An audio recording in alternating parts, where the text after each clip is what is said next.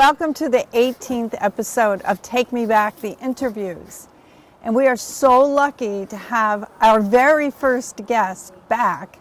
He was episode 1 and 2, and now he's back again. And I think it's kind of funny how this episode came about. We have some mutual friends, and especially folks interested in the history of the Mad River Valley. And one is Kevin Irish, and we were both on his Facebook page spouting off silly things, as we're wont to do. And he mentioned something about the grist mill, which is the old, what Miramar Ski Club is now. And I said to him the truth. Every time I go by there, I don't understand how it was a mill. Because you can see the river's here, and that building is way over there, seemingly not even close to the water that would have powered it. So Steve's come today prepared to educate us on the mills. Okay, the mill was water powered, and in order to get water, in 1829 or 1830, a log crib dam was built from the big rock on the left all the way across to the shore on the right.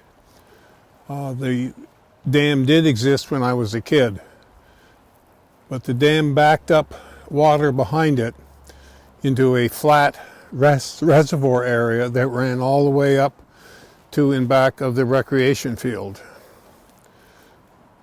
The sand and gravel that you see in the background was not there. It was all a free-flowing stream down to the log crib dam. That small rock on the left-hand side stuck out of the cove. The cove was the backwater. It stuck out of the cove, and as a kid we used to go over there and fish off the rock.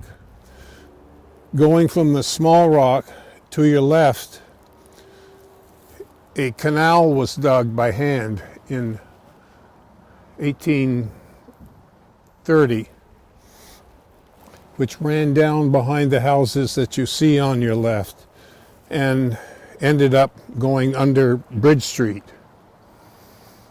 It then entered a penstock, which powered the grist mill right on the edge of Bridge Street.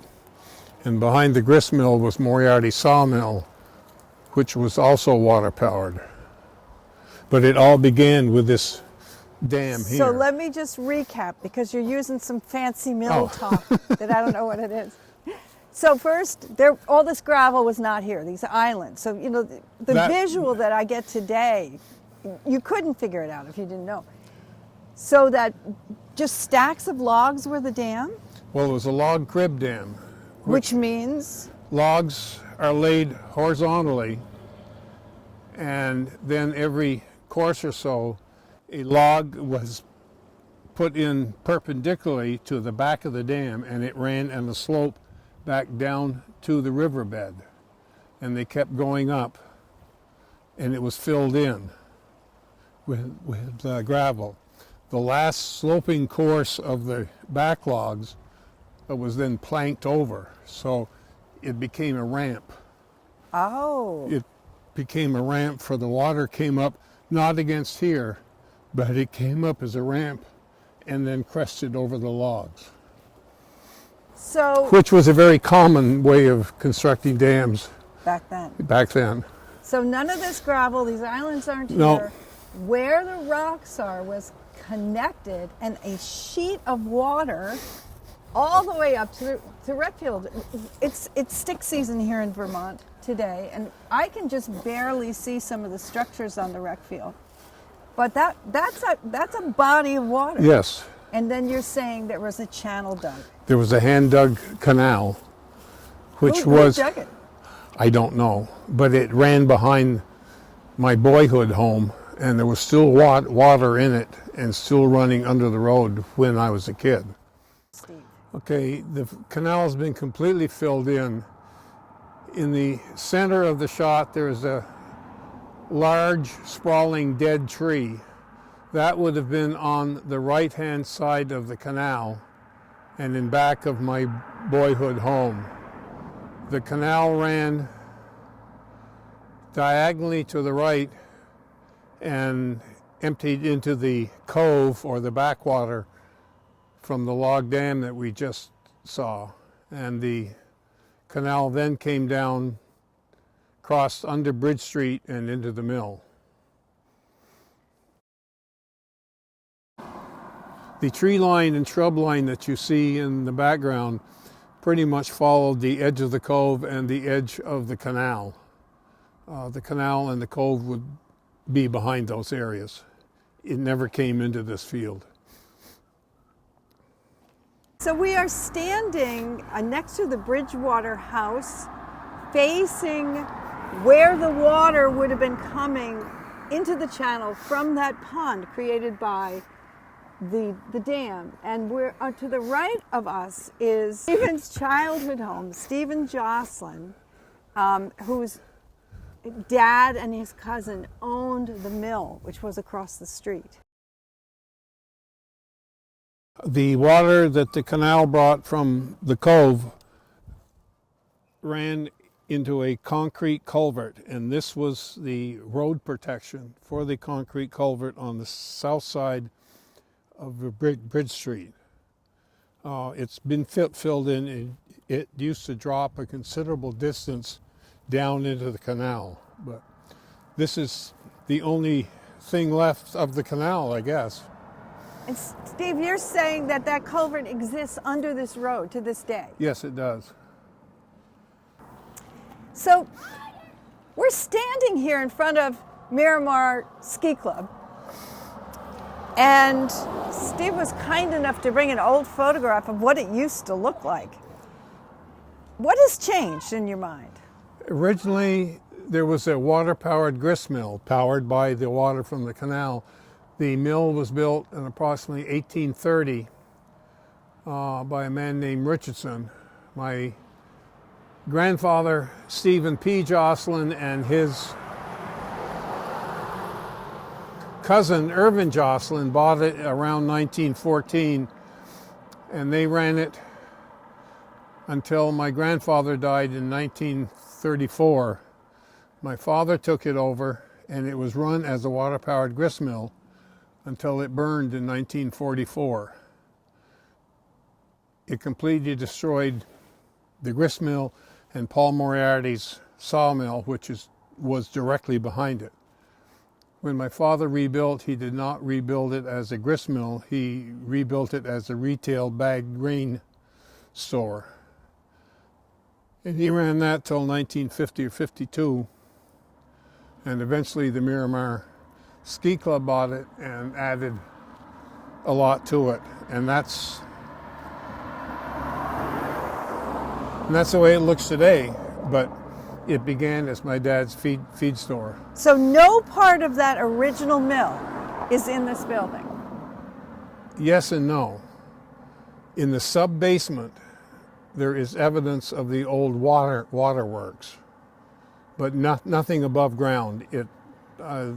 The grist mill burned completely Cool. to the ground, but there is some cement structure left in the sub-cellar of the grist mill. The house, as you can see in the background, in the middle of Mill Hill, was owned by my great-grandparents, Hugh Baird. And when he died, my grandmother, Lena Baird, inherited it. And when she died in 1947, my parents inherited it along with the grist mill. And I was raised in the brick house across from Miramar, and then moved up here in 1948 and lived here until 1957 or 58 when we moved to Irisville. I'm very enchanted by Steve's stories about his very special horse. It was, right? I mean, Yes, and he you was. kind of grew up together. We did, yeah. Well, we started with the pony, and then I got the horse, and he was a unique and special animal. So I was asking, where was the horse kept? And we were also looking over there. Yeah, it was on the flat plain above the house, where there is a house now. And Did he that's have a where- barn or just some kind of lean-to? yeah, there used to be a sizable barn off the end of the house, and it had cattle a long time ago, and then that's where I kept the horse and my pony Right. in the barn.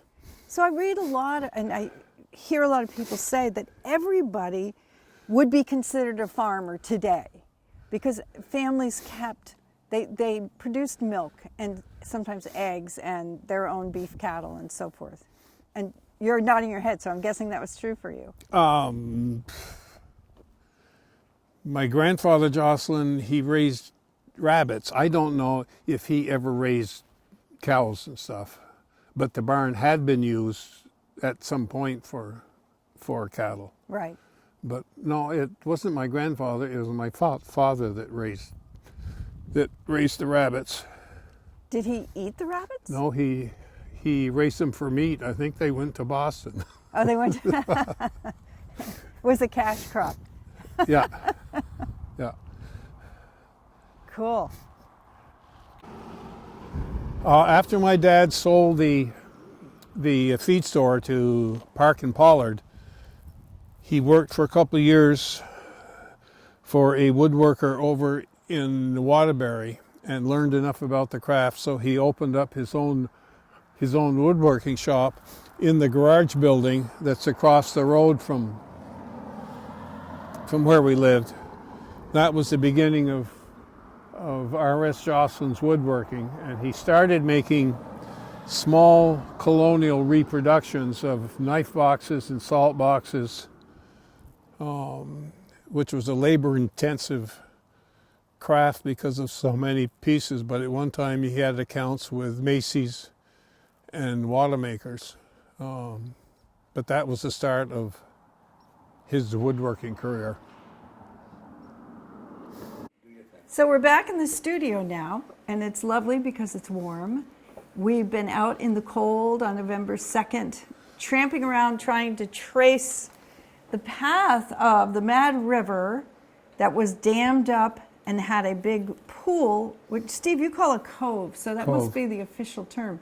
And the cove water was then run through a hand-dug channel onto Bridge Street. It went under the street, a big cement culvert that's still there, and somehow magically ran. You know, I still can't figure out that part, but we're sitting inside looking at an ancient photograph, an antique photograph of the same spots that we were just at. So Steve, tell us what you observed about this. This is a picture of the original grist mill, which was built approximately in 1830. I would guess that the photograph was taken in maybe the teens or the 20s. It shows the grist mill, and to the right of the grist mill was the office and shop for the Moriarty sawmill, and further up was what would become the Joslin residence.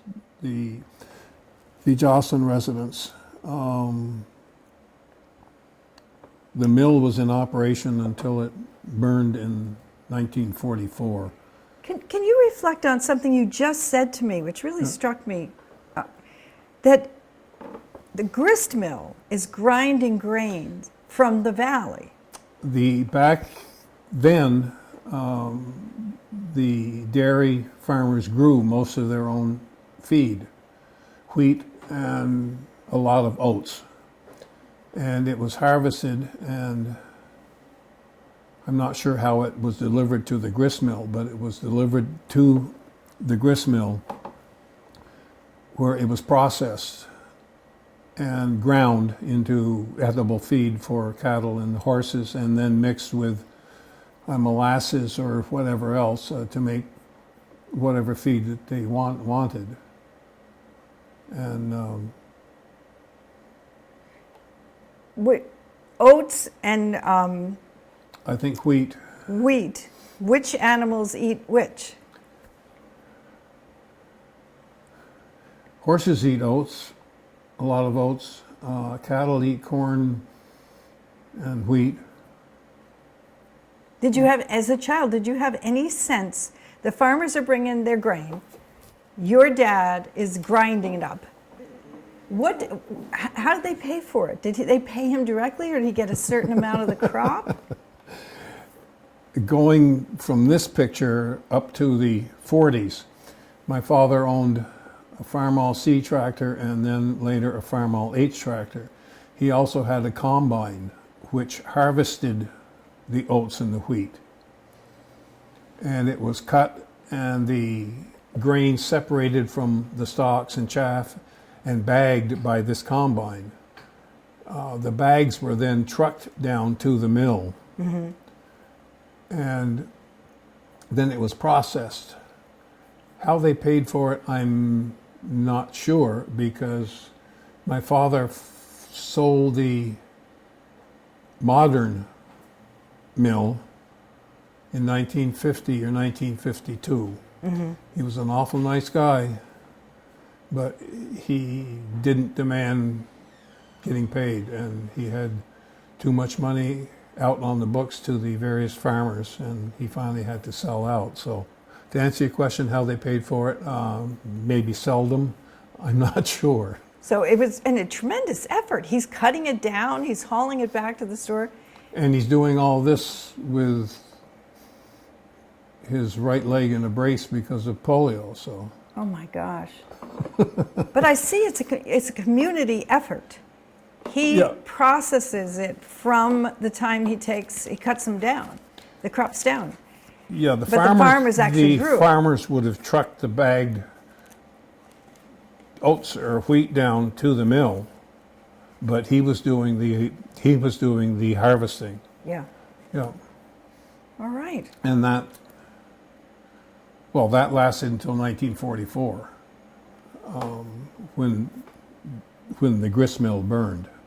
So we're on the second photograph. We're standing in front of the mill after it had been fixed up by the family. Who is the serviceman? That's my dad. This is after Stephen Perry and Irvin Joslin fixed the mill up. And I'm assuming that it is sometime between 1934 and 1944, because my father is standing out in front. I assume it's after his dad died, and he is now running the operation. And in addition to processing the grain, he also was selling Farmall tractors and farm machinery to the farmers, and he's standing in front of, I would say, a Farmall A tractor in that picture, and it's now R.S. Joslin Feed Store.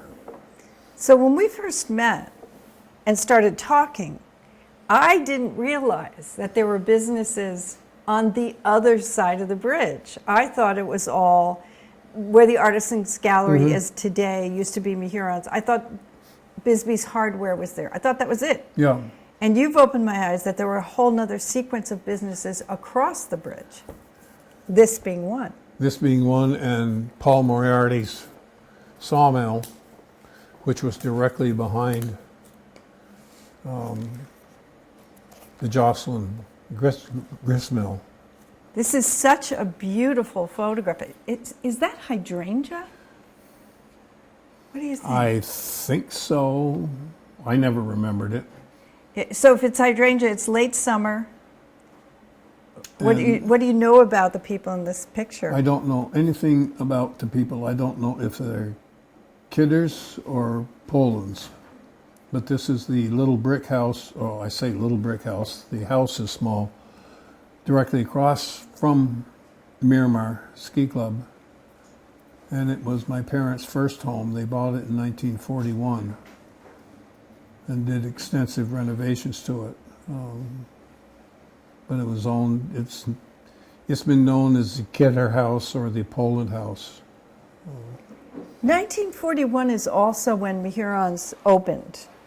Elmer and Aurelia opened Mehuron's. Oh, and neat. So this really strikes a chord with me. I wonder what was going on. It seems like there was some sort of financial uplift at that time, because your dad was investing in machinery, right? Well, 1941 was the beginning of the war, so that I'm not sure how that fit in. Yeah. I know that because my dad owned a business, he got extra gas coupons during World War II, because we not only had the family car, but he had 2 trucks that went with the mill, and so that gave him extra gas coupons. And one of the Kingsburys, Joan Kingsbury's dad, name escapes me right now, but he and his wife wanted to get married.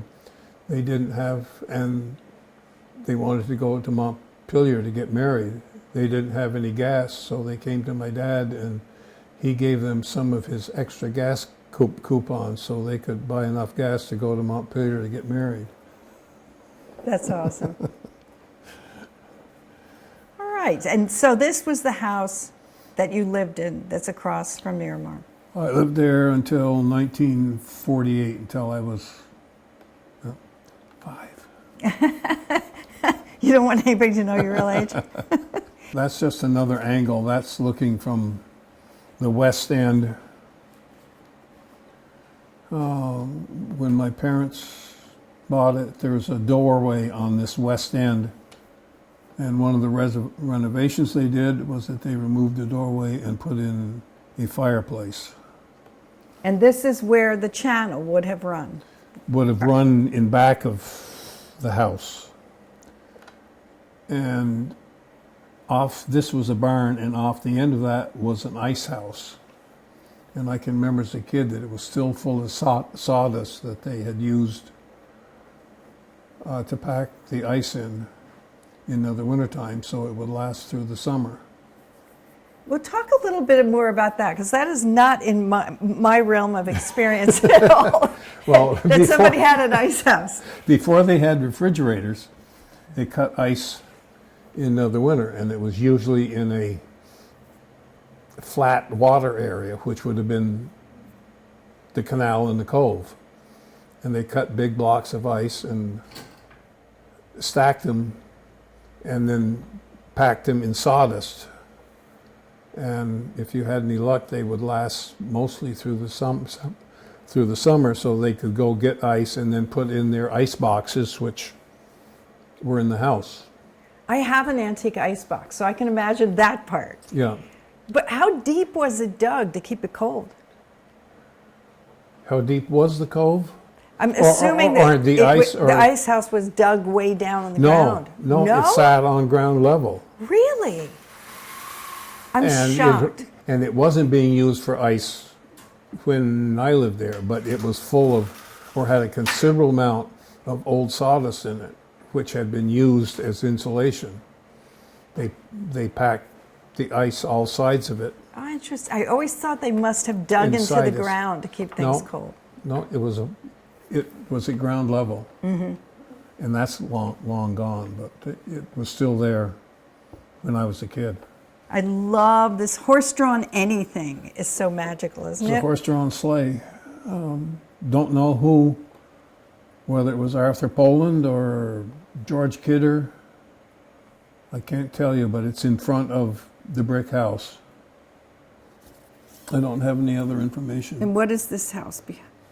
That was used as a parsonage. Because one summer, when I still lived here in the brick house, so it would have been sometime up until I was 5, because one summer they had a fill-in minister. Mm-hmm. And why I remember the name from being 4 or 5 years old, by the name of Miles Shishido. And he came from Hawaii, and it was right after the war. And that's where they lived. And what religion was that? Congregational. Yeah. Why I remember his name, Miles Shishido. Probably because it was so different. Could be. You know, it's an ethnic sounding name. Yeah. Yeah, but he was from Hawaii. Was he nice? Yes, as I recall, and a very attractive wife. I'm always making Steve talk about his horses because I'm so fascinated, especially when he told stories before about riding from his house through the covered bridge to Mehuron's or going to Bisbee's and buying his horse a soda. Like, these images have just opened my eyes to how well humans and horses can get along. So we first photographed your ponies. Tell us about them. My pony was a solid black Shetland with the unpolitically correct name of Nig. Yes, that is pretty politically incorrect. But back then, I understand, it was a different world. He was owned by Dan and Nancy Bisbee on the River Road. And I used to spend a lot of time down there, and I learned to ride and care for him. And eventually, I don't know if they gave him to me or whether my parents bought him, but that was my first animal. He had a personality. He didn't bite, but he would nip. He would take a little bit of your skin in his teeth and clamp down and then pull off. So his teeth snapped as they came off. It hurt, but not bad. The Bisbees, the pasture had a lot of cedars. And he knew when we were coming to get him to go ride, and he would go in to the dark cedars and stand there still, and you couldn't see him in the dark unless you walked up on him. But that was his personality. But how long did he live? How long do horses live? We had to have him put down. I think he was 31. Really? Yeah. That's a long time. He had some health issues. But a lot of Shetland ponies have oversized heads. They aren't proportioned right. He was a very fine proportioned pony. He had a head that fit the body. He was a good-looking animal. And then, how long was it before you then got a horse? I got him probably when I was 8 or 9. And the pony now we're the talking pony, about. And I got Rex when I was in the 8th grade, which would have been 57. Mm-hmm. At that time in the valley, a lot of people owned riding horses, and there were trail rides. It was a very, very active community. And there was a man in Montpelier named Tracy Howe who owned Howe Cleaners, which is long gone. But he dealt in horses. And as I recall it, he told my folks that he had a horse that I might like, and he brought him out to one of the trail rides in the valley. But he bought him out. I rode him in the trail ride, and it was a big jump from a Shetland pony to a quarter horse Arabian mix. But he's such a beautiful animal. Yeah. So it was fun. There were other people with you. Yeah, I mean,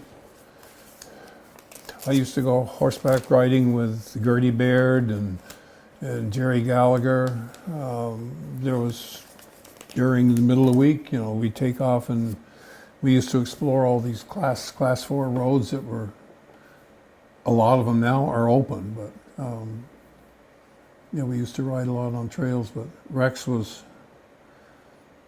an ex-circus horse from, I understood, from New York City. And he then ended up on the summer horse camp circuit, where everybody and anybody rides them. And that's a great way for a horse to develop all the bad habits that he wants, because usually the rider on his back has no idea what's going on.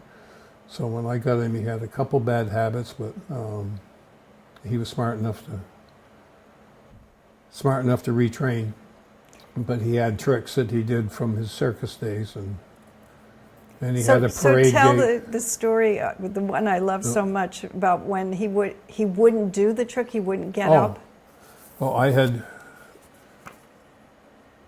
been leading with others the Warren 4th of July parade. We'd ridden from home up to Warren, and I came back to the Alpine Inn where I was going to play in the polo game, and they had a horse show for kids in the field across from the entrance to Alpine Inn. And I think John McCone or maybe Marco asked me to have Rex do his tricks for the kids. So the last trick that I had him do was I had him lie down, and then I would stand over him and give him a signal, and he would get up and take me up with him. Well, I asked him to get up, and he didn't move. I asked him a couple more times, he didn't move. So I got off from him, and he immediately got up, and the saddle rolled off and fell on the ground. He had felt the saddle rigging break, and he wasn't going to get up with me on him. It just brings tears to my eyes. Our pets, they love us so much. It's amazing. Yeah, but that was exactly how smart and I think attached that he was. Absolutely. He didn't want to put me in any harm. That one there is, refresh my memory, is me, and to my left is Gary Kingsbury in the 4th of July parade at Warren. I rode in the parade every year after I got Rex until I went in the Army. So, what are your thoughts? This is a picture of Ann Day in front, and myself and Gary Kingsbury in the rear, leading the Warren 4th of July. And this is the same Ann Day who writes a column in the Valley Reporter. Exactly. To this day. Yes.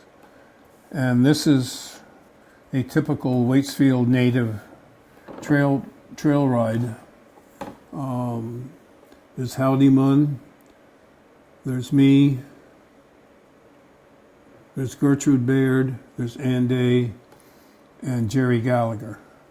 We would trail ride. Sometimes we would go down, we would start up Route 17, cross the bridge, and then go straight up Dana Hill, go up in there a long ways, and there was a place called the Nealon Pasture. There were old Class 4 roads. One came down and ended up across from Alpine Inn. One went west and crossed over Tucker Hill Road, and eventually you could go up over and end up at the Sugarbush Inn. There were roads off from Number 9 Hill, which is the downhill side of Bragg Hill. There were roads up on Waitsfield Common. There was a road an old Class 4 road that went from, between the Joslin Round Barn and the Neal Farm. There was a road that went down through the woods to the old fairgrounds that's up in back of the Catholic Church. It was stuff like that we would ride on. What's the craziest memory you have? Like, did you come across an unusual animal, or did something happen on one of the rides? I came across a bear once up on Knoll Hill, up in back of Anne and Frank Day's place. We were on a ride. We were going through some raspberry patches, and Rex stopped, and he wouldn't go anywhere.